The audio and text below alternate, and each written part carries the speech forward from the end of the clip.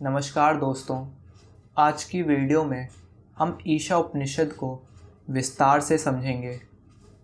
ईशा उपनिषद या ईशावास्य उपनिषद यजुर्वेद के वाजस्नेय संहिता के 40वें अध्याय में पाया जाता है। ईशा का अर्थ है ब्रह्मांड का स्वामी और वश्य का अर्थ है ढका हुआ। उपनिषद दुनिया की व्यवस्था और नियमितता और अंत में हमारी अपनी मुक्ति सुनिश्चित करने में भगवान और हमारी भूमिकाओं और जिम्मेदारियों के बारे में है। उपनिषद बहुत संक्षेप में बताता है कि क्यों मनुष्य को ज्ञान और पूजा के गलत तरीकों को अपनाए बिना अपने कर्तव्यों का पालन करते हुए जिम्मेदारी में रहना चाहिए, ताकि वे ब्रह्म की अमर दुनिया में जाकर मुक्ति प्राप्त कर सकें। अच्छे कर्म महत्वपूर्ण है, सत्यता महत्वपूर्ण है। मानव जीवन के 4 लक्ष्यों को साकार करने और ईश्वर के स्वामित्व वाली दुनिया में अपने जन्म और अस्तित्व को उचित ठहराने के लिए व्यक्ति को ईश्वर द्वारा सौंपे गए सभी निर्धारित कर्तव्यों का पालन करना चाहिए। हालांकि उपनिषद में केवल 18 छंद हैं, लेकिन वे हिंदू धर्म की आवश्यक मान्यताओं और प्रथाओं का सार प्रस्तुत करते हैं। वास्तव में आध्यात्मिक रूप से और दिव्य केंद्रित जीवन जीने के उद्देश्य से 18 श्लोक भगवद गीता के 18 अध्यायों के समान ही महत्वपूर्ण है। महात्मा गांधी को उपनिषद का पहला श्लोक बेहद आकर्षक लगा, क्योंकि उन्हें लगा कि इसमें स्वाभाविक भाईचारे का संदेश है, न केवल मनुष्यों को बल्कि सभी जीवित चीज़ों का भाईचारा। उपनिषद इस राजसी और विजयी घोषणा के साथ शुरू होता है कि पूरा ब्रह्मांड एक है, दिव्य और पवित्र, क्योंकि यह ब्रह्म के अंदर है और उसके द्वारा आच्छादित है। उपनिषद में हिंदू धर्म की कुछ महत्वपूर्ण अवधारणाएं शामिल हैं, जो भगवद गीता में भी पाई जाती हैं। उन्हें इस वीडियो में आगे समझाया गया है। भगवद गीता में 18 अध्याय हैं और ईशा उपनिषद में भी 18 छंद हैं। कई मायनों में 18 श्लोक 18 अध्यायों के समान ही महत्वपूर्ण है। 18 श्लोकों में उपनिषद मानव जीवन के महत्व और उद्देश्य का सार प्रस्तुत करता है और बताता है कि किस दृष्टिकोण के साथ किसी को यहाँ पृथ्वी पर रहना चाहिए और अपने शरीर से प्रस्थान करना चाहिए। ईश्वर हर चीज़ का सच्चा मालिक और समर्थक है। संपूर्ण सृष्टि ईश्वर द्वारा वास और आच्छादित है। वह इसके समर्थक और पोषक भी हैं। सृष्टि ब्रह्म का विस्तार या अभिव्यक्ति है। कुछ के अनुसार यह एक सुपर इम्पोजिशन है। सृष्टि की प्रकृति जो भी हो, उपनिषद यह पुष्टि करता है कि ब्रह्म ब्रह्मांड का सर्वोच्च भगवान है और वह सभी गतिविधियों और कार्यों के लिए जिम्मेदार है। उन्होंने सृष्टि के सभी प्राणियों के लिए कर्तव्य और जिम्मेदारियों को विभाजित किया है। उपनिषद में स्वयं की प्रकृति और आत्मविनाशकारी कार्यों में लिप्त होने के परिणामों का भी वर्णन किया गया है। आत्म सर्वव्यापी है। इंद्रियां और मन भी इनसे भी तेज है। यह हर जगह है और हर किसी में मौजूद है। जो लोग बुरे कार्यों में लिप्त होते हैं और अपने आध्यात्मिक कल्याण को नुकसान पहुंचाते हैं, वे घोर अंधकार की सूर्यहीन दुनिया में जाते हैं। हालांकि जो लोग आत्मा का अनुभव करते हैं, उन्हें कोई घृणा या द्वेष महसूस नहीं होता। कर्तव्य का स्वामित्व और कर्तापन का दावा किए बिना अनासक्त भाव से करना चाहिए। स्वामित्व और कर्तापन आसक्ति से उत्पन्न होता है। ईसा उपनिषद घोषित करता है, क्योंकि ब्रह्मांड का भगवान है, इसलिए हमें उस धन का लालच नहीं करना चाहिए जो वास्तव में भगवान का है, और अपने मन में इस विचार के साथ हमें वैराग्य के साथ कर्म करते हुए यहाँ रहना चाहिए। कर्म करते हुए भी कर्म और पाप से बचने का यही एकमात्र उपाय है। सभी चीज़ों को ईश्वर में देखना। एक शिक्षाप्रद कहानी। 1962 में पहली बार भारत जाने से ठीक पहले मुझे भारत के पौंडीचेरी के प्रसिद्ध अरबिंदो आश्रम के प्रशासक श्री A.B. पुराणी से मिलने और सुनने का सौभाग्य मिला। उनके होठों से मैंने वैदिक दर्शन की सबसे शानदार व्याख्याएं सुनी।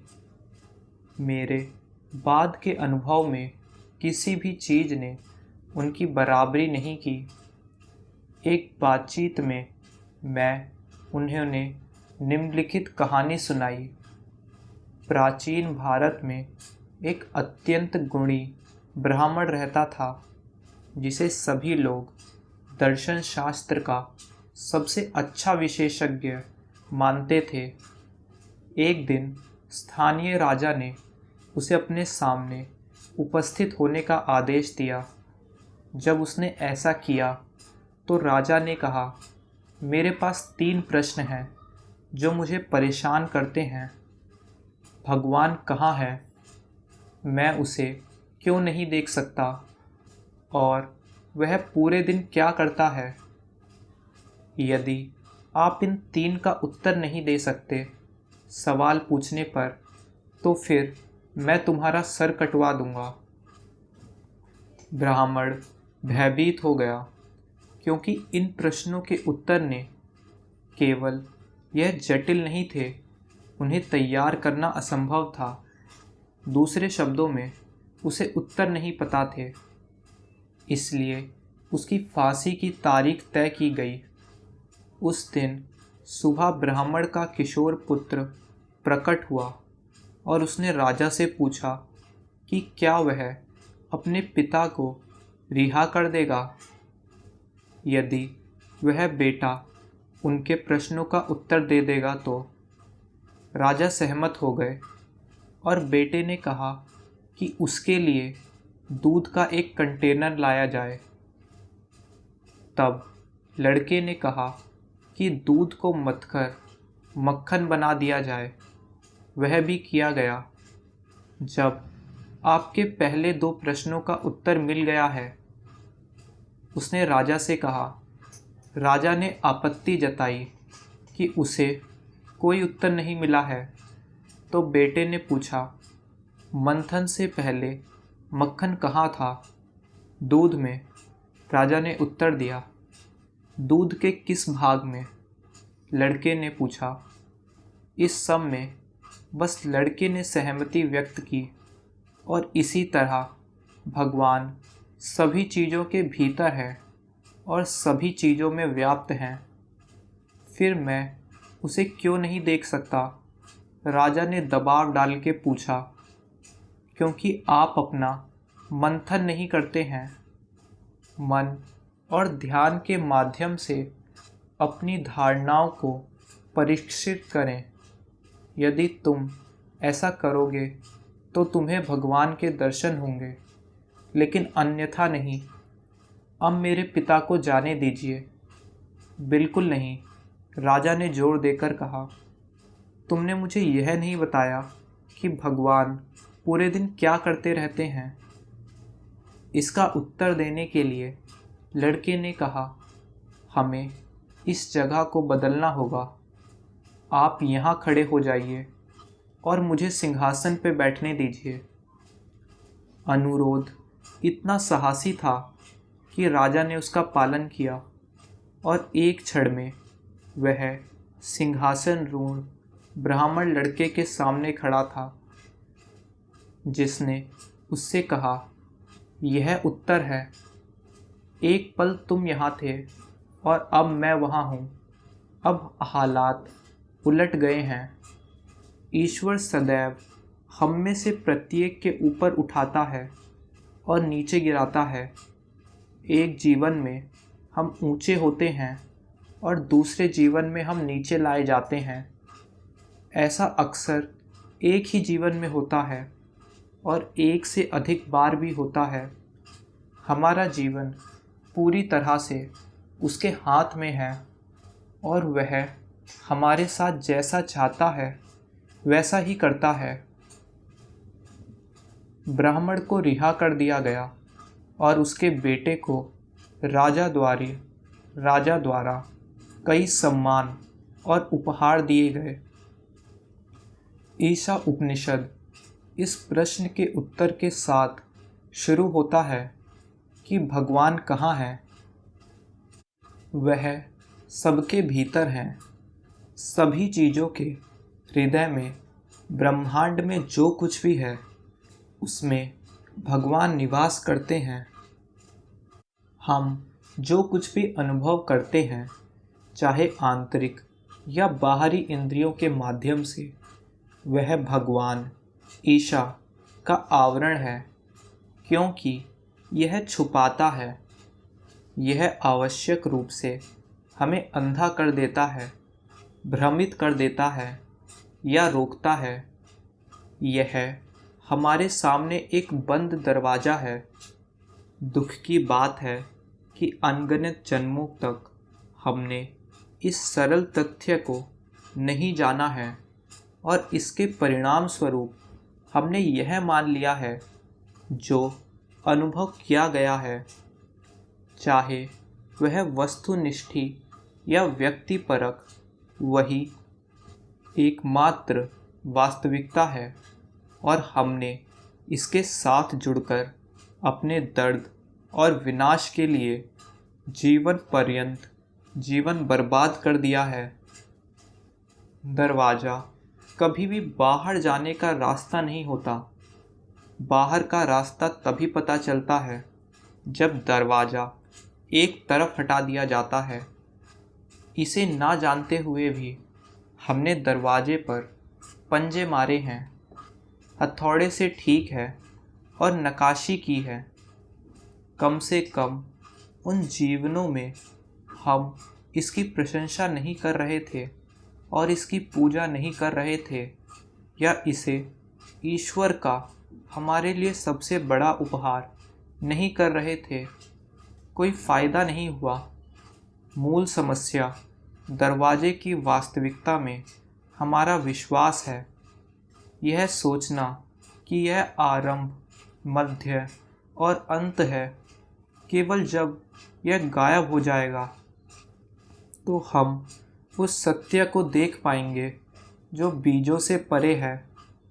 हम केवल अंदर चीज़ों तक ही नहीं पहुंचना चाहिए, हमें उनके दिल तक भी पहुंचना चाहिए। और यह कैसे किया जाता है? अपने हृदय से, अपने अस्तित्व के मूल में उतरकर। वहाँ सब कुछ मिलेगा। द्वार की कुंजी ध्यान है। एक और दृश्य। प्रभावानंद ने ईशा उपनिषद के इन शुरुआती शब्दों का अंतिम संदेश दिया है। हालांकि शाब्दिक अनुवाद हमें एक और दृष्टिकोण देता है जिस पर हमें विचार करना चाहिए।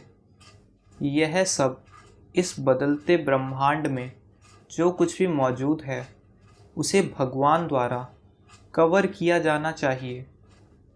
चीज़ों के मर्म को छेदने की बात ना करके इसका शाब्दिक अर्थ यह है कि प्रभु सभी चीज़ों को ढकते हुए अर्थात ढकते हुए देखें। इसके दो अर्थ निकलते हैं। पहला, जो मैंने अभी व्यक्त किया है कि हमें अनुभव करना चाहिए, केवल बौद्धिक रूप से नहीं सोचना चाहिए कि ईश्वर सभी चीज़ों को शामिल कर रहा है, कि हमें चीज़ों को ईश्वर से स्वतंत्र या अलग नहीं देखना चाहिए, बल्कि ईश्वर के मौजूद भीतर होना चाहिए। और यह दृष्टि हम तक विस्तारित होनी चाहिए। हम भी केवल उसके भीतर ही मौजूद हैं।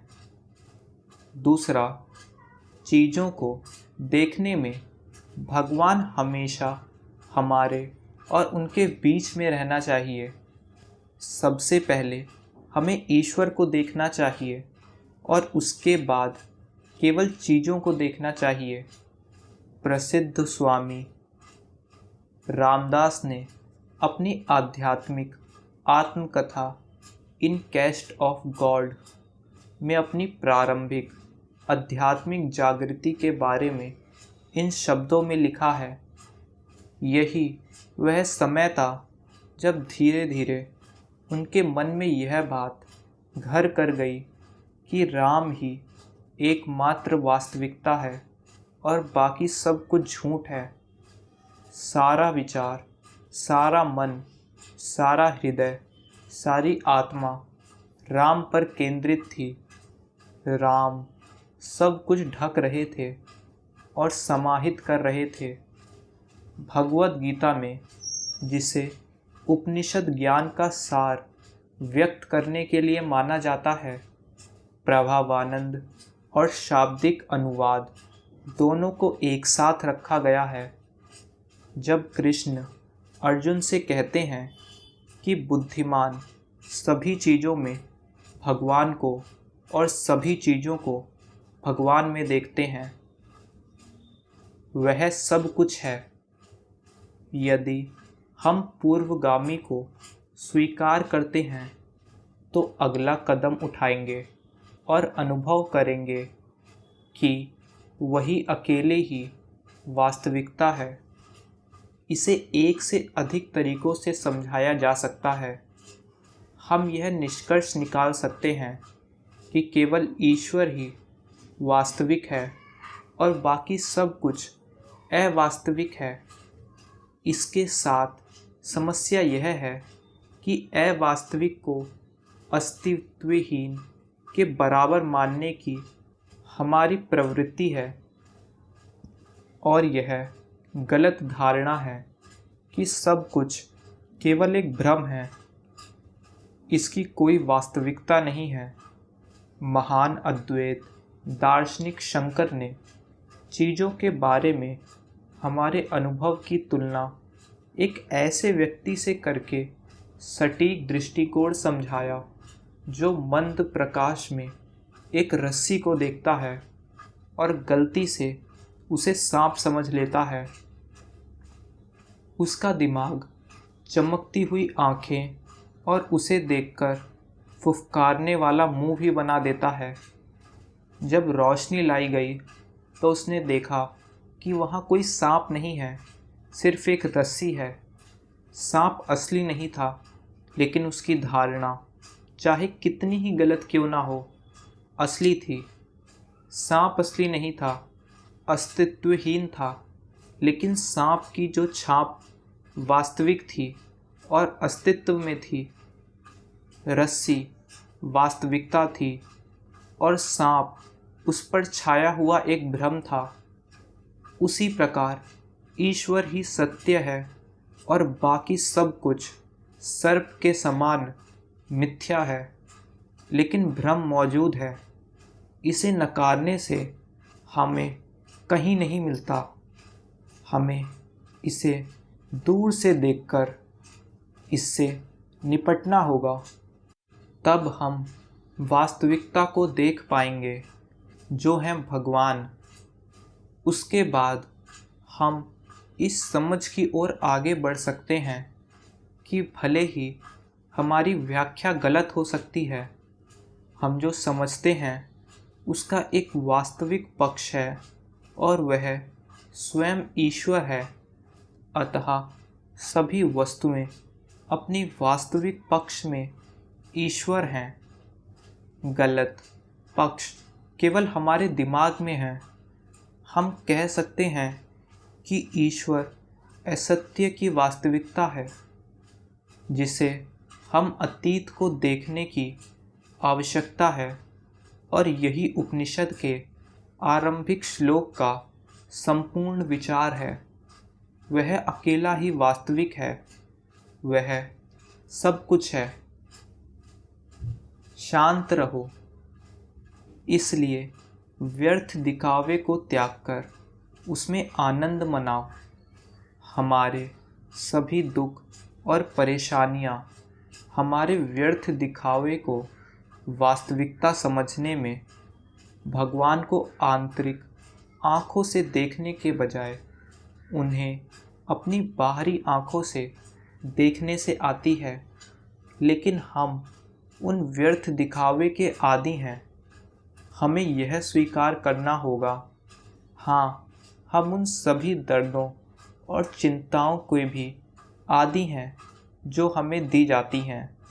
यह मूर्खतापूर्ण है, लेकिन क्या यह नशीली दवाओं या शराब या हमें नुकसान पहुंचाने वाले लोगों का आदी होने से अधिक मूर्खतापूर्ण है? हम कुछ स्तरों पर पागल हैं। यह दुनिया हमारे विशेष पागलपन के लोगों के लिए एक पागल खाना है। जितनी जल्दी हम इसे समझेंगे और ठीक होकर मुक्त होने का संकल्प लेंगे, हमारे लिए उतना ही बेहतर होगा, क्योंकि चीज़ों से हम ईश्वर बोध की ओर बढ़ेंगे। इस कारण से योगी जो ध्यान में ईश्वर की खोज करते हैं, लोगों में सबसे अधिक प्रश्न और आशावादी होने चाहिए। यदि हम ईश्वर की ओर देखेंगे तो हम केवल पूर्णता ही देखेंगे और उसमें आनंदित होंगे। यदि हम स्वयं को, दूसरों को और अपने आसपास की दुनिया को देखें तो हम केवल अपूर्णता देखेंगे और असंतुष्ट होंगे। गलत जगह देखने से डिप्रेशन आता है।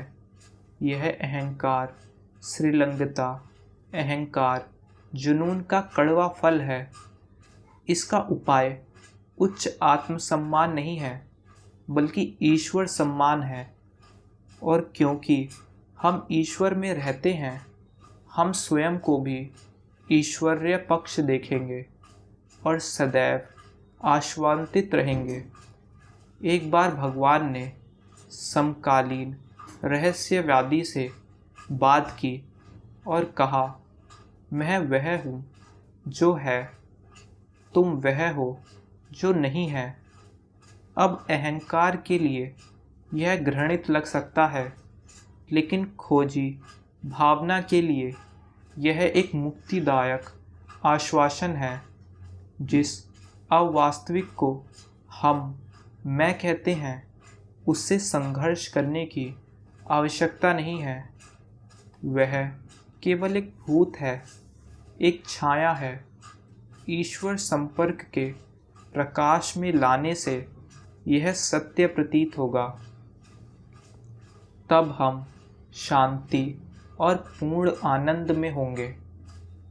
उन लोगों का कितना बोझ उतर जाता है जो यह जान लेते हैं कि केवल ईश्वर ही वास्तविक और सत्य है और हमें केवल उसी की ओर देखने की आवश्यकता है।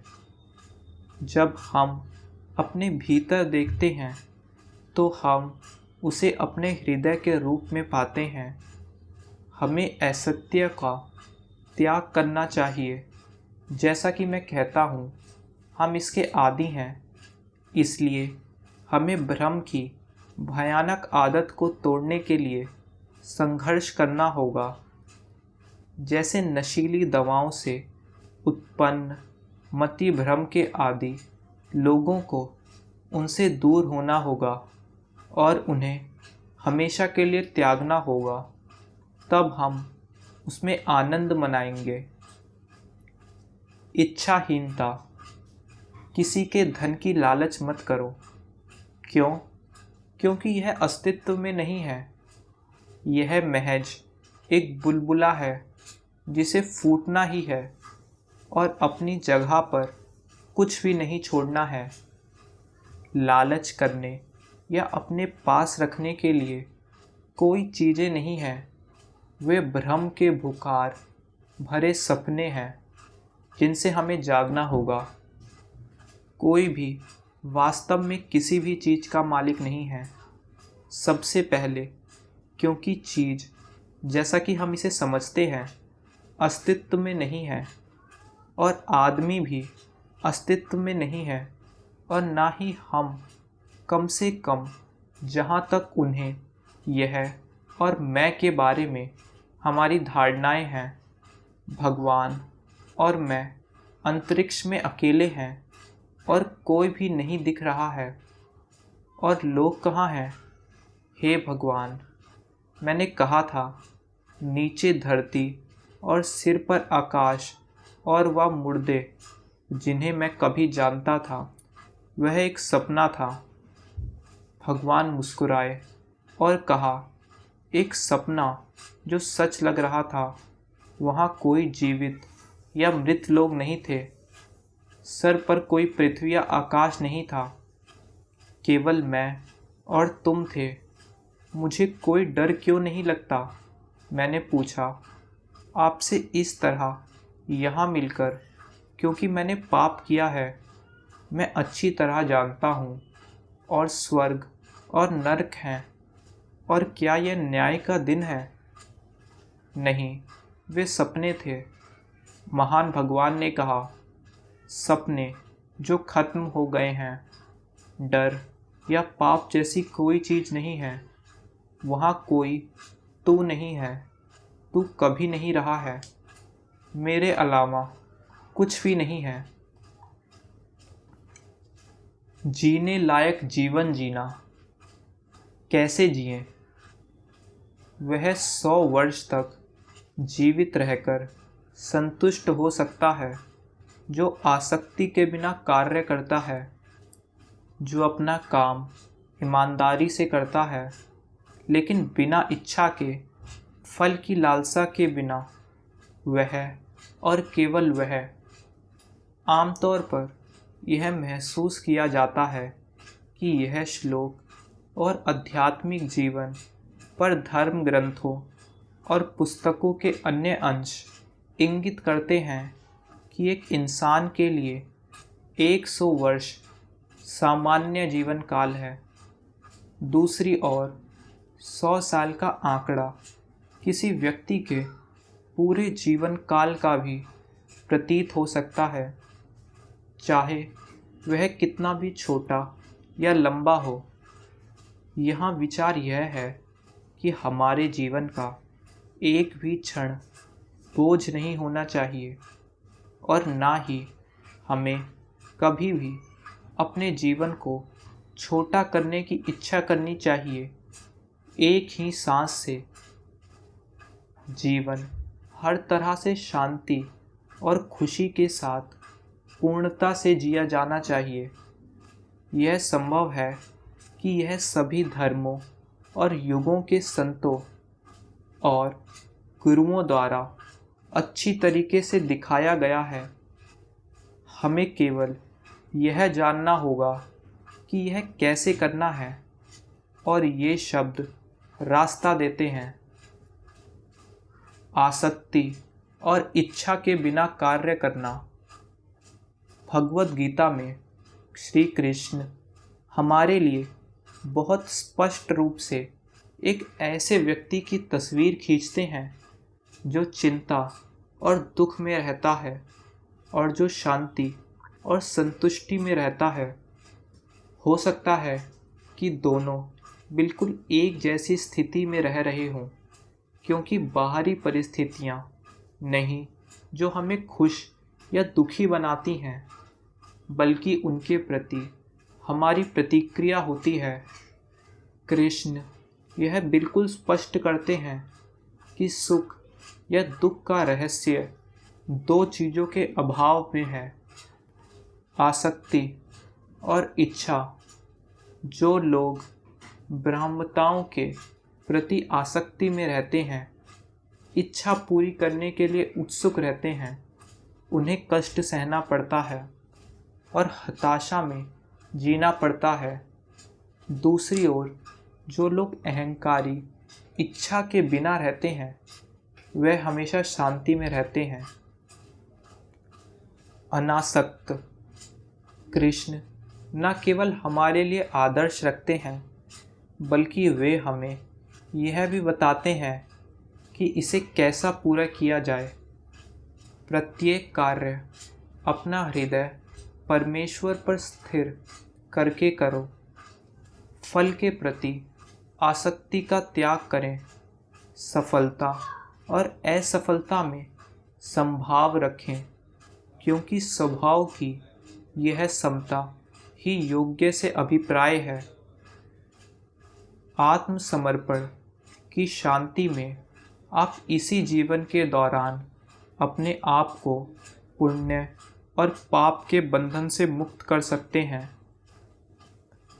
इसलिए ब्रह्म के साथ मिलन तक पहुँचने के लिए स्वयं को समर्पित करें।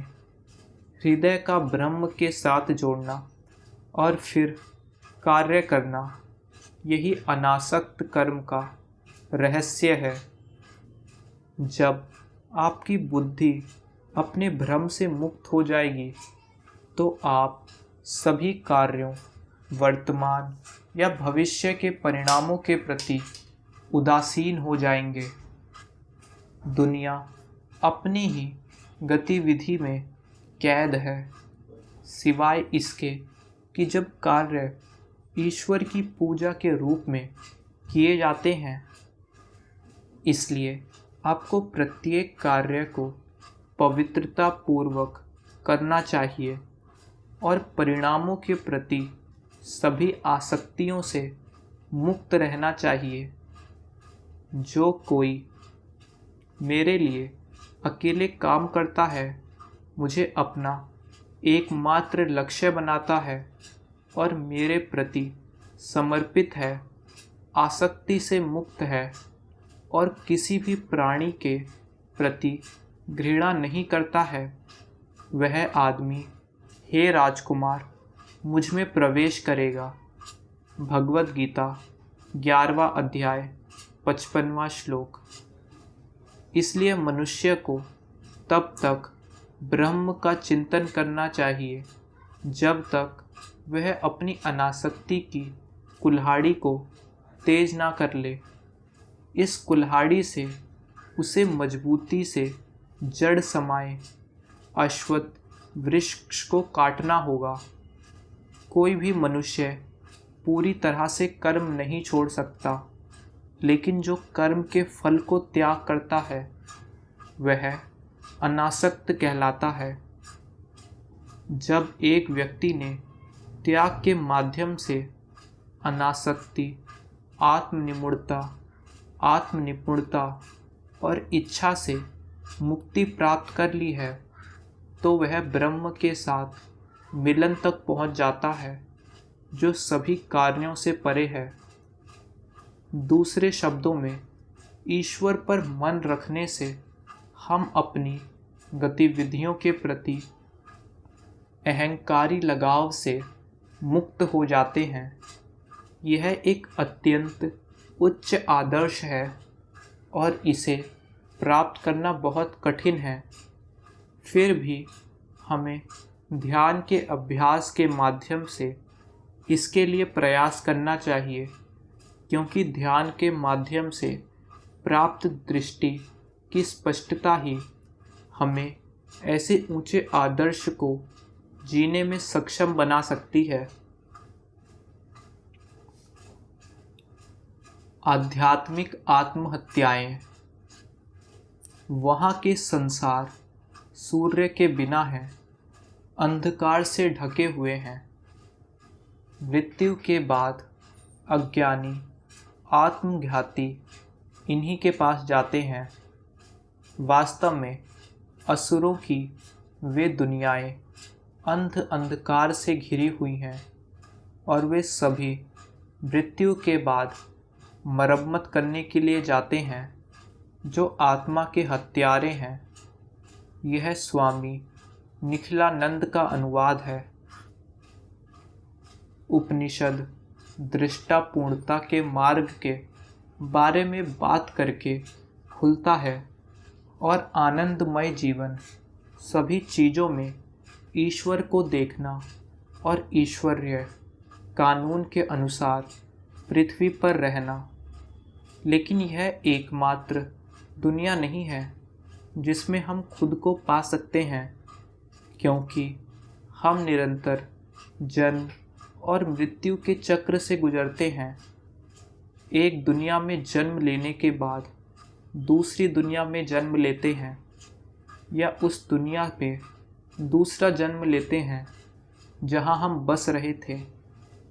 जब हम जन्म की बात करते हैं तो हम आमतौर पर इस धरती पर केवल भौतिक अवतार के बारे में सोचते हैं, लेकिन जब हम इस दुनिया से मरते हैं तो हम एक सूक्ष्म दुनिया में पैदा होते हैं जहां हम कुछ समय के लिए रहते हैं और फिर उस दुनिया में मर जाते हैं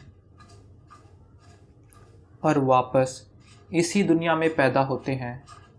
हालांकि यह दुनिया वस्तुतः वैसी ही बनी हुई है।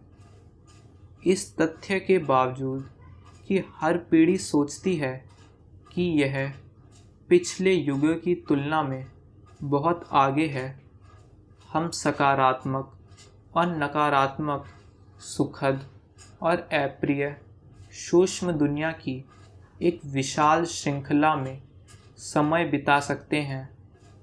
पृथ्वी हमारे लिए वापसी का एक प्रकार का स्थिर स्थान बन जाती है।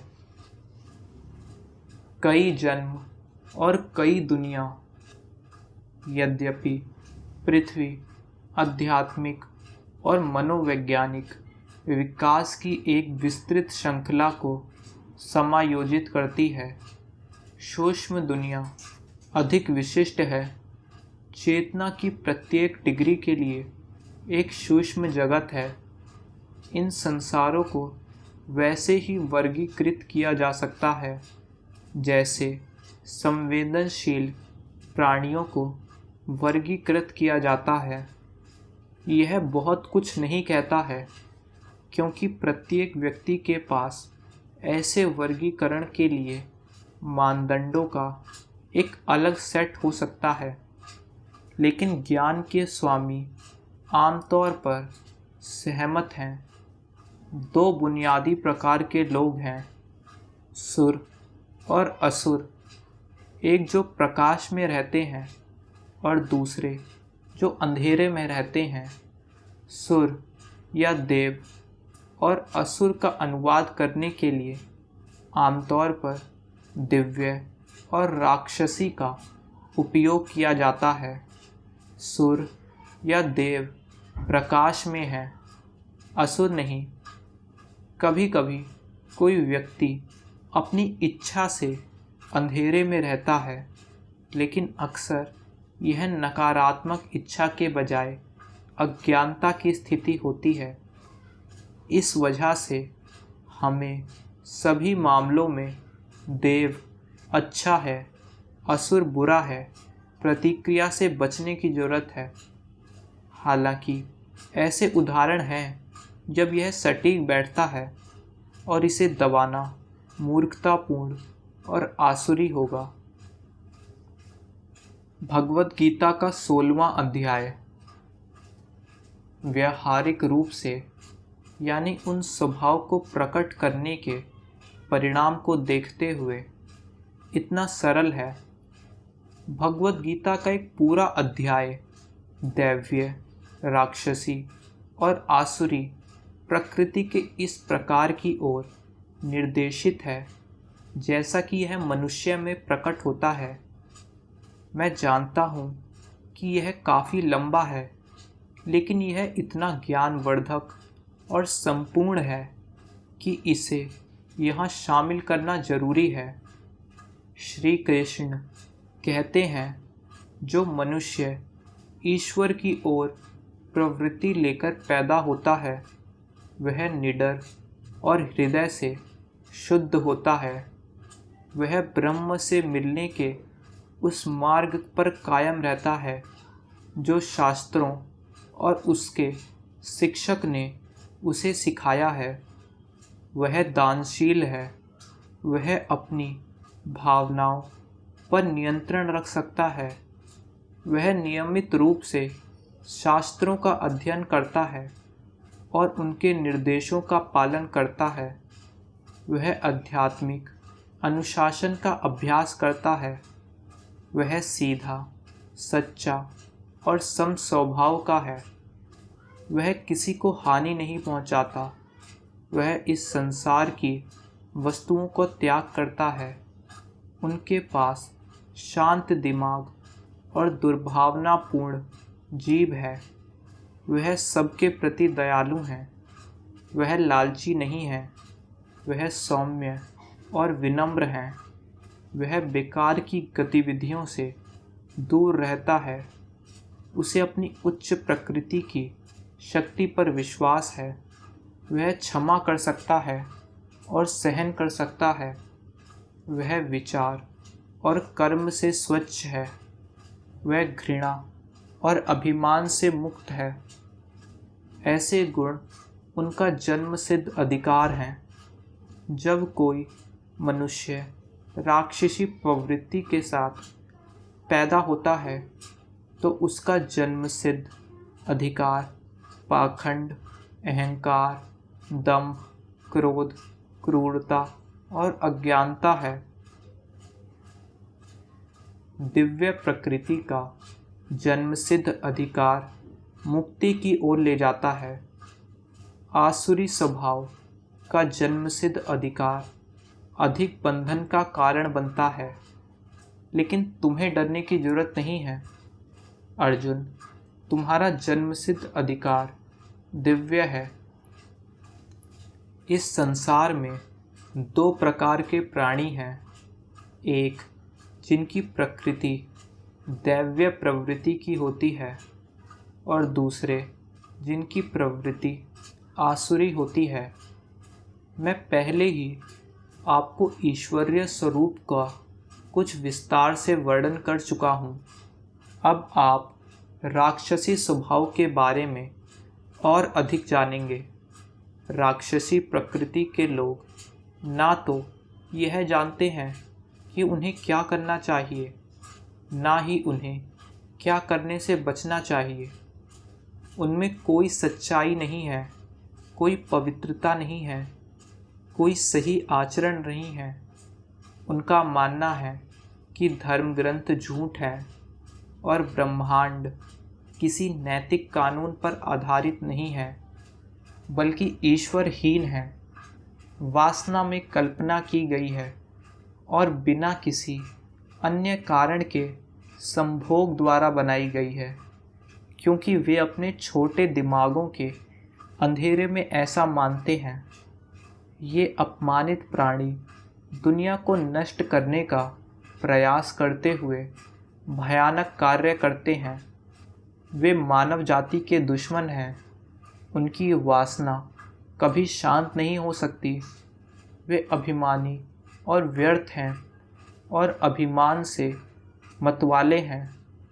वे बुराई के पीछे आँख मूंद कर दौड़ते हैं। वे जिस लक्ष्य के लिए काम करते हैं वे अशुद्ध है। उन्हें यकीन है कि जीवन का एक ही उद्देश्य है, इंद्रियों की संतुष्टि, और इसलिए वे असंख्य चिंताओं से ग्रस्त हैं जिनसे केवल मृत्यु हुई उन्हें मुक्त कर सकती है। चिंता उन्हें सैकड़ों जंजीरों से बांधती है और उन्हें काम और क्रोध के हवाले कर देती है। वे अपनी लालसाओं को संतुष्ट करने के लिए बेईमानी से लाभ इकट्ठा करने में लगातार व्यस्त रहते हैं। जिस दिन मुझे यह मिल गया, मुझे वह चाहिए, मैं इसे कल प्राप्त करूँगा, ये सारी दौलत अब मेरी है, जल्द ही मेरे पास और भी होगा। मैंने इस शत्रु को मार डाला है, मैं बाकी सभी को मार डालूँगा। मैं मनुष्य का शासक हूँ, मैं इस दुनिया की चीज़ों का आनंद लेता हूँ। मैं सफल, मजबूत और खुश हूँ। मेरे बराबर कौन है? मैं बहुत अमीर हूँ और बहुत कुलीन पैदा हुआ हूँ। मैं देवताओं को बलि चढ़ाऊँगा, मैं भिक्षा दूँगा, मैं मौज मस्ती करूँगा। अपनी अज्ञानता के अंधेपन में वे खुद से यही करते हैं। वे कामुक सुख के आदी हैं, अपनी कई इच्छाओं से बेचैन हो गए हैं और भ्रम के जाल में फंस गए हैं। वे अपने ही बुरे दिमाग के गंदे नरक में गिर जाते हैं। अभिमानी, मूर्खतापूर्ण, घमंडी और अपने धन के नशे में वे पवित्र अनुष्ठानों का पालन किए बिना केवल नाम के लिए, बाहरी दिखावे के लिए भगवान को बलिदान चढ़ाते हैं। यह घातक प्राणी अहंकार, घमंड, वासना, क्रोध और शक्ति की चेतना से भरे हुए हैं। वे मुझसे घृणा करते हैं और स्वयं और दूसरे दिनों में मेरी उपस्थिति से इनकार करते हैं। वे सभी मनुष्यों की ओर मेरे शत्रु हैं, क्रूर, घृणित और नीच। मैं उन्हें बार बार पतित माता पिता की कोख में डाल देता हूँ और उन्हें जन्म और मृत्यु के चक्र के अधीन कर देता हूँ, और इसलिए वे लगातार पतन और भ्रम में पुनर्जन्म लेते रहते हैं। वे मुझ तक नहीं पहुँचते, लेकिन आत्मा की न्यूनतम संभव स्थिति तक डूब जाते हैं। क्या मैं असुर हूँ? वे कौन से बुनियादी लक्षण हैं जो किसी को असुर बनाते हैं? उपनिषद ने उन्हें पहले ही बता दिया है। पहला, आध्यात्मिक अंधापन। दूसरा, आध्यात्मिक अंधकार। तीसरा, आध्यात्मिक अज्ञान। और चौथा, ऐसे कार्यों में श्रीलंग होना जो शाश्वत, अमर, दिव्य, स्वयं को जागरूकता और स्वतंत्रता को मार देते हैं। पहले तीन तो वे हैं जो हमें चौथे विनाशकारी गुण की ओर ले जाते हैं। कृष्ण ने हमें पहले ही आसुरी व्यक्तित्व के तरीकों की काफ़ी व्याख्या दे दी है, लेकिन इसे उनके प्रभाव में संक्षेपित किया जा सकता है। व्यक्तिगत आत्मा की चेतना का निषेध। अब यह बात कि आध्यात्मिक अज्ञानता, व्यक्तिगत आत्मा, हमारी आत्मा की अनभिज्ञता का मामला है, विशेष रूप से महत्वपूर्ण है, क्योंकि कई असुर धार्मिकता, ईश्वर में कथित विश्वास और समर्पण के बाहरी आवरण के नीचे अपनी स्थिति को छिपाने के बारे में सोचते हैं, लेकिन ये सब बकवास है। सेंट जॉन द एपोस्टल टिप्पणी करते हैं कि कोई भी व्यक्ति वैध रूप से ईश्वर से प्यार करने का दावा नहीं कर सकता है जिसे उन्होंने नहीं देखा है। यदि उन्हें अपने साथी मनुष्य के लिए कोई प्यार नहीं है जिन्हें उन्होंने देखा है, उसी तरह यह दिखावा करना बेतुका है कि हम अनंत आत्मा को जानते हैं या उसके बारे में जानते हैं जब हम उस सीमित आत्मा अपने स्वयं के बारे में नहीं जानते हैं जो हमारे भीतर है। यही कारण है कि बुद्ध ने ईश्वर या देवताओं के बारे में बोलने से इनकार कर दिया और इस बात पर जोर दिया कि प्रत्येक व्यक्ति को अकेले ही निर्वाण की तलाश करनी चाहिए। अन्य सभी मामलों को हानिकारक विकर्षण के रूप में खारिज कर दिया। एक अन्य उपनिषद में कहा गया है कि यदि हम एक लोटे पानी से पानी के बारे में जानें तो हम पानी के महासागरों के बारे में जान सकते हैं। उसी प्रकार यदि हम वास्तव में आत्मा के रूप में अपने स्वभाव को समझ लें तो हम अनंत आत्मा ईश्वर को जानने में सक्षम हो जाएंगे। इस प्रकार आत्मज्ञान, अपनी आत्मा का ज्ञान आवश्यक है। शंकर कहते हैं कि जब तक हम स्वयं को नहीं जानते तब तक हम सभी पूर्ण अर्थों में असुर हैं, लेकिन यदि हम स्वयं को जानने की कोशिश कर रहे हैं तो मुझे उम्मीद है कि अंतर इतना कठोर नहीं होगा। तो फिर असुर वह है जिसका जीवन और विचार आंतरिक चेतना को अस्पष्ट और अंधकारमय कर देते हैं। इसलिए सच्चा आत्म अज्ञात और दबा हुआ रहता है। असुरों की दुनिया, क्योंकि यह उनकी इच्छा है। असुर अपने मृत्यु के समय अंधकार में घिरे दुनिया में बार बार पैदा होते हैं, चाहे वे सांसारिक हों या सूक्ष्म।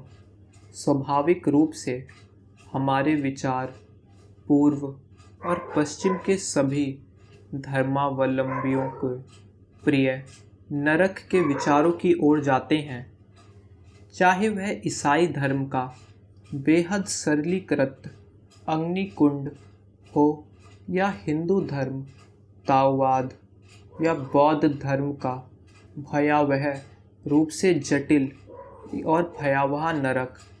लेकिन यह कौन सी दुनिया है जिसमें हम वर्तमान में खुद को पाते हैं? एक ऐसी दुनिया जो नफरत, हिंसा, बीमारी, क्रूरता और आक्रामक अज्ञानता और लालच से तबाह हो गई है। यह तथ्य कि दुनिया में दया, प्रेम और सहनशीलता भी है, इस ओर भी अधिक पागल बना देती है। कोई आश्चर्य नहीं है कि द ओनियन, एक व्यंग पत्रिका ने एक लेख प्रकाशित किया जिसका शीर्षक था भगवान ने द्विध्वी विकार का निदान किया।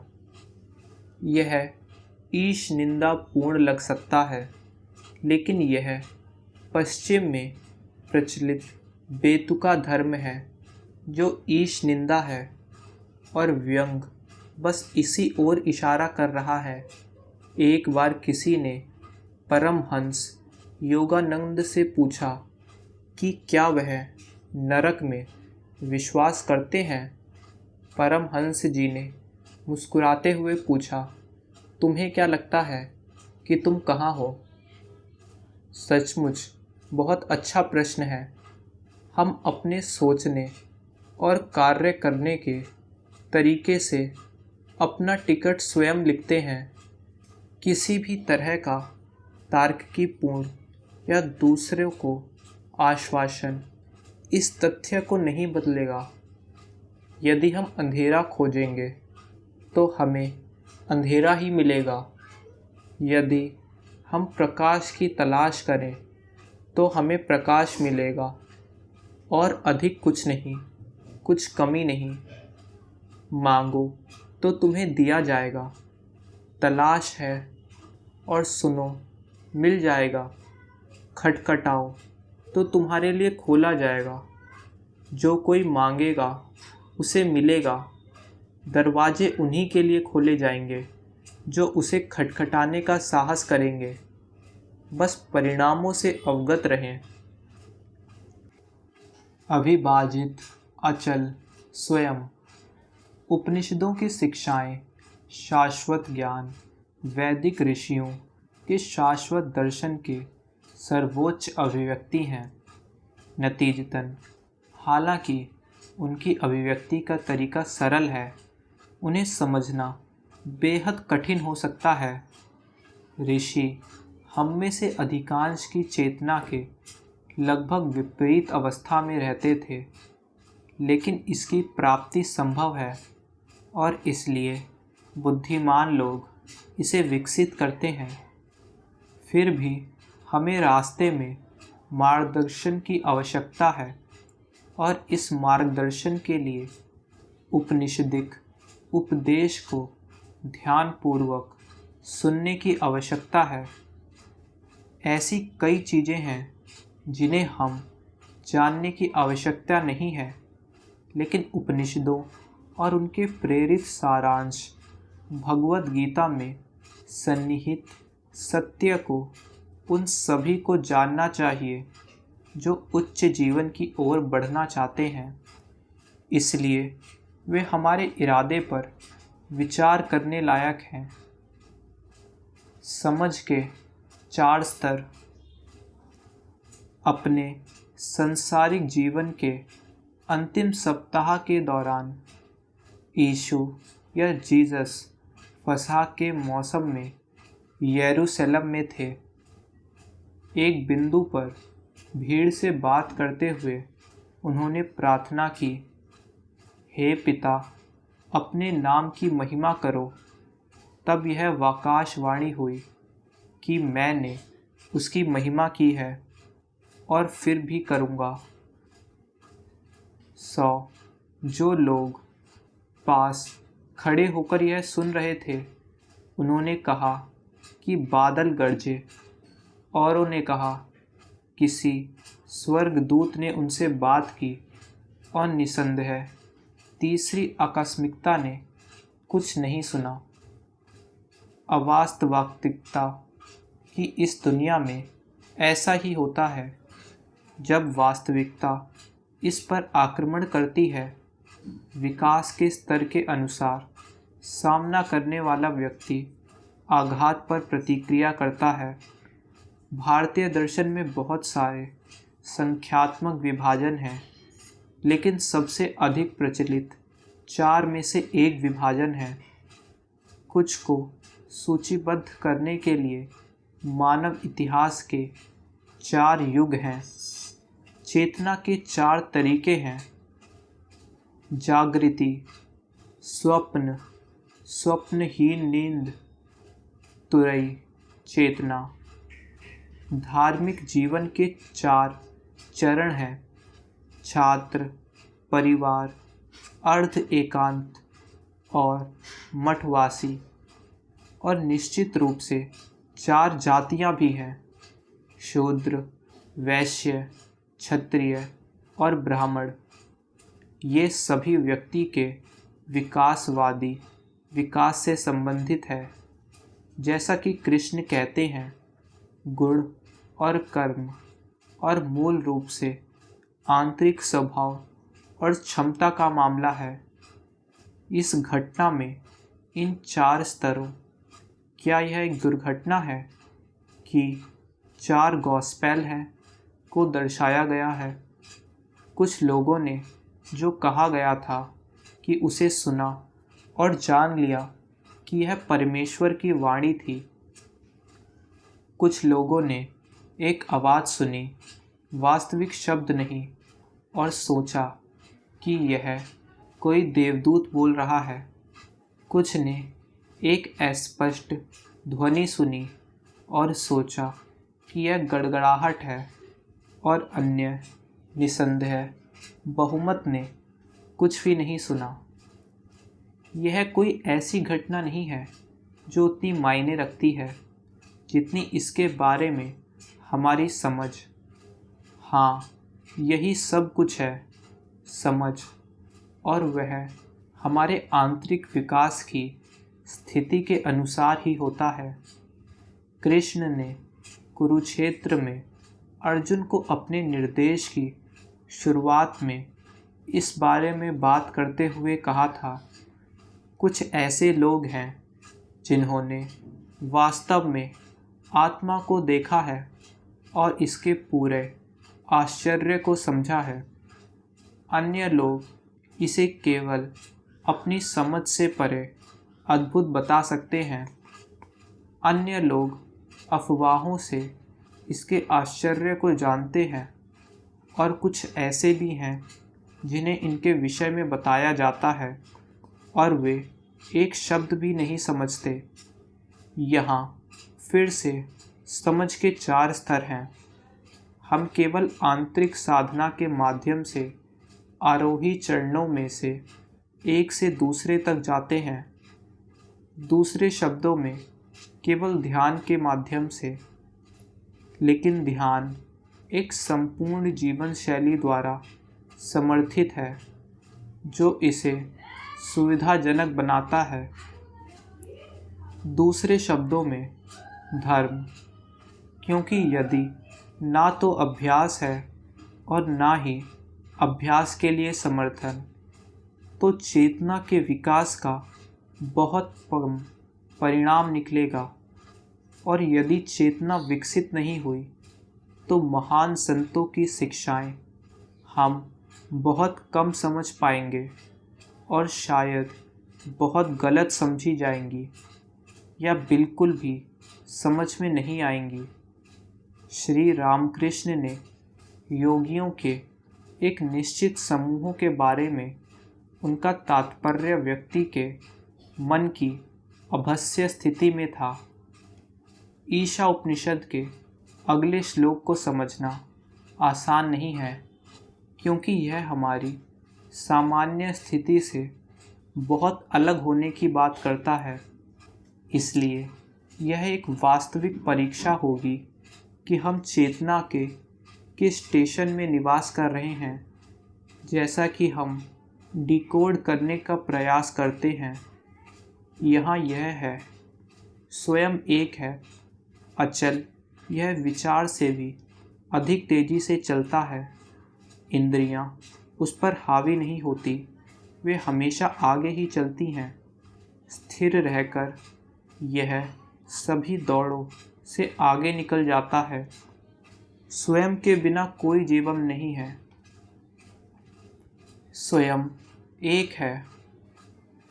पूर्वी विचार में एक के 2 अर्थ हैं।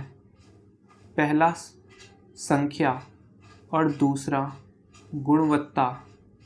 यह एक बहुत ही महत्वपूर्ण बिंदु है, क्योंकि कई विवाद दार्शनिक रूप से केवल इसलिए उत्पन्न हुए हैं क्योंकि पश्चिमी विचारक एक को केवल संख्यात्मक मानने तक सीमित रखते हैं।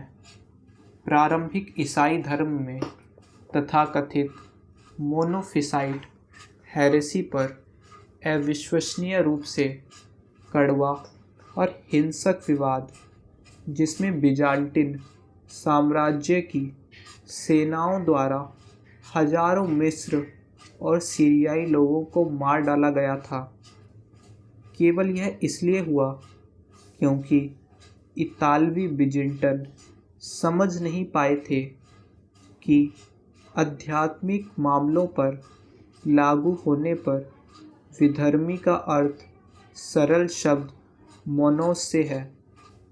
दोनों अर्थ संख्या और गुणवत्ता हमारे लिए महत्व रखते हैं, जो 4 कुमारों की तरह स्वयं को जानने के इरादे से है।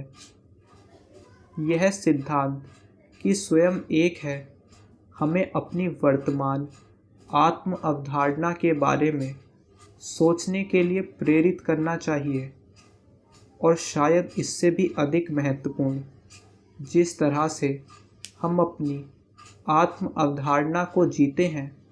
बहुत से लोग एक ही बात सोचते हैं। बौद्धिक रूप से या कम से कम मौखिक रूप से, सार्वजनिक उपयोग के लिए और सहज रूप से दूसरा सोचे। उदाहरण के लिए, मैं एक मंत्री को जानता था जिसे एक बार एक स्वयंभू नास्तिक ने चुनौती दी थी, जिसने नास्तिकता की सच्चाई और आस्तिकता की मूर्खता को उजागर करने में लगभग 1 घंटा बिताया था। जब अपनी बात पूरी कर ली तो मंत्री ने उससे कहा, आपने अभी जो कुछ भी कहा है उसके बारे में 2 बातें हैं। एक, यह पूरी तरीके से बकवास है। दूसरी, आप स्वयं इसके एक शब्द पर भी विश्वास नहीं करते। उस आदमी ने अपना दाहिना हाथ हवा में ऊपर उठाया और कहा, मैं स्वर्ग में भगवान की कसम खाता हूँ कि मैं ऐसा करता हूँ। कहीं मैंने पहले ही उल्लेख किया है कि एक पूर्वी ईसाई धार्मिक छात्र ने एक बार मुझसे टिप्पणी की थी कि पश्चिमी ईसाई धर्म और पश्चिमी दर्शन के साथ जो सबसे बुरी चीज़ हुई वह पाई चार्ट का आविष्कार था। वे गोल चित्र जो स्लाइस में विभाजित होते थे। गणित से लेकर समाजशास्त्र तक कई विषयों में पूरे स्कूल ने हमें परेशान किया। लोग यह सोचने लगे हैं कि वे एक एकल सजातीय प्राणी के बजाय टुकड़ों के समूह हैं जो एक संपूर्ण बनाते हैं। उन्होंने समझाया कि कितनी बार लोग जीवन में कई भूमिकाएं होने या कई टोपियां पहनने की बात करते हैं। विखंडन एक भयानक प्लेग है, बीमारी है जो हमारे अस्तित्व की एकता को देखने या प्राप्त करने की हमारी क्षमता को नष्ट कर देता है। हमारा मानना है कि एकाधिक व्यक्ति होना ठीक है। यह सब हमारे साथ कहाँ से शुरू हुआ, यह अतीत में दफन है, लेकिन वर्तमान वास्तविकता से इनकार नहीं किया जा सकता है।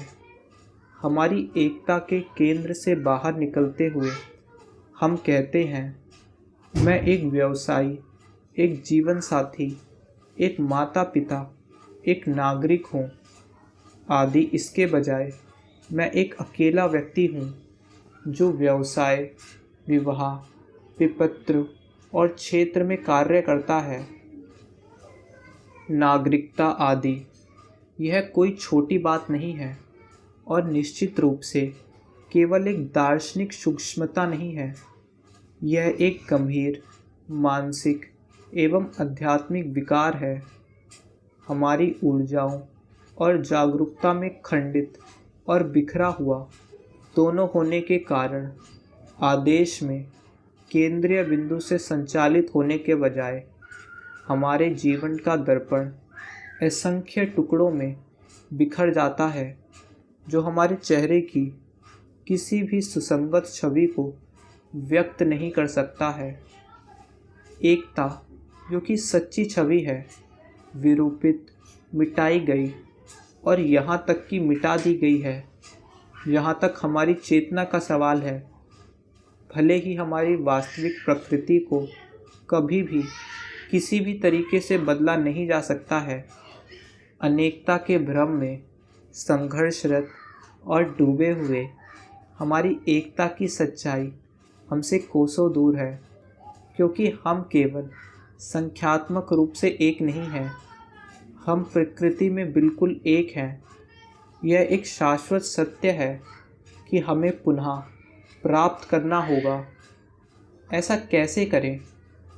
एकमात्र प्रक्रिया जो वास्तव में चेतना को एकीकृत करती है वह है ध्यान। अचल यह विचार से भी अधिक तेजी से चलता है। स्वयं विचार से भी अधिक तेजी से कैसे चल सकता है और फिर भी स्थिर कैसे रह सकता है? यह आत्मज्ञान के संबंध में हमारे दिमाग को भ्रमित करने के लिए कोई कुवान जैसी मूर्खता नहीं है। यह साधारण तथ्य है। स्वयं, आत्मा, समय और स्थान, जो वैसे भी भ्रम है, से पूरी तरीके से बाहर है। फिर भी यह समय और स्थान को स्कैन कर सकता है। केवल इस तथ्य के कारण पीछे और आगे बढ़ सकता है कि वह एक है। सच्चे अर्थों में एक होने के नाते स्वयं हर जगह है, क्योंकि वास्तव में कोई कहाँ नहीं है। आत्मा वास्तव में संपूर्ण है और इसलिए सर्वव्यापी है। यह विचार की तुलना में तेज गति से चलता है, क्योंकि किसी विचार को उत्पन्न होने या व्यक्त होने के लिए समय की आवश्यकता होती है, चाहे वह कितना भी छोटा क्यों ना हो। इसके विपरीत स्वयं का अस्तित्व केवल अभी में है। प्रश्न में कहाँ से आया हूँ, मैं कहाँ जा रहा हूँ, मैं अतीत में कहाँ था और मैं भविष्य में क्या बनूँगा, मूल्यवान है, क्योंकि वे हमें इस खोज में लगाते हैं कि हम ना तो आते हैं और ना ही जाते हैं, ना ही हमारे पास कोई अतीत या भविष्य है, केवल एक वर्तमान है। जब श्री रमण महर्षि अपने भौतिक अवतार के अंत में थे तो उन्होंने टिप्पणी की, वे कहते हैं कि मैं जा रहा हूँ, लेकिन मैं कहाँ जाऊँ। कुछ वर्षों बाद श्री आनंदमयी माँ ने रामाश्रम में का दौरा किया। जब महर्षि के शिष्यों ने उनसे वहाँ रहने के लिए कहा, यह महसूस करते हुए कि उन्होंने उनमें अपने गुरु को वापस पा लिया है, तो उन्होंने बस इतना कहा, मैं ना तो आती हूँ और ना ही जाती हूँ। यह हमारे बारे में भी सच है। इंद्रियाँ उस पर कब्जा नहीं करती, क्योंकि वह हमेशा आगे चलती हैं। स्वयं नहीं चलता है, लेकिन वह खोजी इंद्रियों के हमेशा सामने इस अर्थ में होता है कि वह हमेशा उनकी पहुंच से बाहर होता है। मांडुक्य उपनिषद स्वयं की चेतना तुरीय के बारे में बहुत विस्तार में बात करती है। इसे व्यक्तिपरक अनुभव नहीं, ना ही वस्तुनिष्ठ अनुभव, ना ही इन दोनों के बीच का अनुभव, ना ही एक नकारात्मक स्थिति है। तुरीय ना तो चेतना है और ना ही बेहोशी है।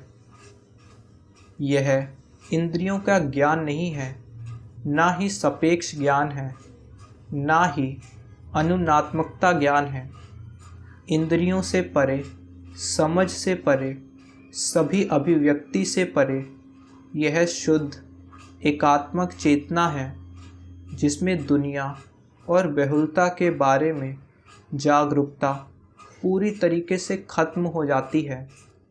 यह अनिर्वचनीय शांति है। यह सर्वोच्च अच्छाई है। यह एक बिना दूसरे के एक है। यह आत्मा है। इसे अकेले ही जानो। इससे अधिक कौन कह सकता है। स्थिर रहकर यह सभी दौड़ से आगे निकल जाता है। जैसा कि हमें बताया गया है, स्वयं अचल है, इसलिए कोई भी आंदोलन इसके साथ असंगत है और इसे हमारी जागरूकता से दूर कर देता है। जो गति करता है वह संभव इसे अनुभव नहीं कर सकता। ना ही गति की कोई भी प्रक्रिया इसे छूने या देखने में परिणत हो सकती है। वह समाप्त नहीं होता, जैसा कि पतंजलि ने अपने योग सूत्र के आरंभ में ही बताया है। योग मन पदार्थ में गति की समाप्ति है। दूसरे शब्दों में, जब हम दौड़ना बंद करेंगे तो हम अपने आप में आराम करेंगे। स्वयं के बिना कोई जीवन नहीं है। यह शायद मनुष्य के लिए सीखने का सबसे कठिन सबक है। स्वयं के बिना कोई जीवन नहीं है। हम उन्मत्त गतिविधि में श्रीलंग हो सकते हैं, इधर उधर दौड़ सकते हैं और ज़बरदस्त चीज़ें पूरी कर सकते हैं। इंद्रियों को अधिकतम शामिल कर सकते हैं और खुद को महत्वाकांक्षाओं, भावनाओं और रिश्तों में डुबो सकते हैं। लेकिन इसके माध्यम से पूरी सच्चाई बस यही है, हम मर चुके हैं। मातृभूत प्रेत एक छाया जीवन को पूरी तरह से खो रहे हैं, जो बिल्कुल भी जीवन नहीं है, एक घटिया नकल भी नहीं। स्वयं में ही हम जीवन पाते हैं। इसे सीखना कितना कठिन है और इसका पालन करना कितना कठिन है, क्योंकि यह अनिवार्य रूप से उन सभी के पूर्ण त्याग की ओर ले जाता है जो स्वयं नहीं है। दूसरे शब्दों में, उन सभी चीज़ों को त्याग की ओर जिन्हें हम प्रिय मानते हैं और जिनके साथ पहचान करते हैं। हमारा होना और हमारा स्वयं होना, जबकि वैसी कोई चीज़ ही नहीं है। शुरुआत में यह एक कड़वी अंतर्दृष्टि है, लेकिन जैसे हमारी आंतरिक आँखें इसकी सच्चाई से तालमेल बिठाने लगती हैं, हमें यह सबसे बड़े आनंद का स्रोत लगता है। जो आत्मा को जानता है वह उस सुख को जानता है जो शुद्ध ज्ञान से उत्पन्न होता है। सतत्व का आनंद सख्त आत्म शिक्षा के बाद उसकी खुशी गहरी हुई। पहले खट्टा परिश्रम, लेकिन अंत में क्या मिठास, दुख का अंत। वह आत्मा में आनंद जानता है और कुछ और नहीं चाहता। तृष्णाएं हृदय को पीड़ा देती हैं, वह तृष्णाओं का त्याग करता है। मैं उसे प्रबुद्ध कहता हूँ। विपत्ति से विचलित नहीं, सुखी की लालसा नहीं, भय से मुक्त, क्रोध से मुक्त, इच्छा की वस्तुओं से मुक्त, मैं उसे दृष्टा और प्रबुद्ध कहता हूँ। स्मरण किया गया मन आत्मा के ज्ञान में जागता है, जो अज्ञानी के लिए अंधेरी रात है। अज्ञानी अपनी इंद्रिय जीवन में जागते हैं, जिसे वे दिन का प्रकाश मानते हैं। दृष्टा के लिए यह अंधकार है। यह ब्रह्म में आत्मज्ञान की स्थिति है। कोई व्यक्ति इससे पीछे नहीं हटता और भ्रम में नहीं पड़ता। मृत्यु के क्षण में भी वह उस आत्मज्ञान में जीवित है। ब्रह्म और वह एक है, तो उसके हृदय को शांत और निडर त्याग की प्रतिज्ञा में दृढ़ मन को उसकी बेचैन घूमने से रोककर अब उसे मेरी एकता तक पहुंचने के लिए संघर्ष करने दो। सदैव लीन उसकी आंखें हमेशा मुझ पर, उसका पुरस्कार, उसका उद्देश्य। जब कोई व्यक्ति त्याग के माध्यम से अनासक्ति, आत्मनिर्भरता और इच्छा से मुक्ति प्राप्त कर लेता है, तो वह ब्रह्म के साथ मिलन तक पहुंच जाता है, जो सभी क्रियाओं से परे है। जब हम ईमानदारी से प्रार्थना करते हैं तो इसमें बहुत कुछ शामिल होता है। मुझे मृत्यु से अमर की ओर ले चलो। धन्यवाद।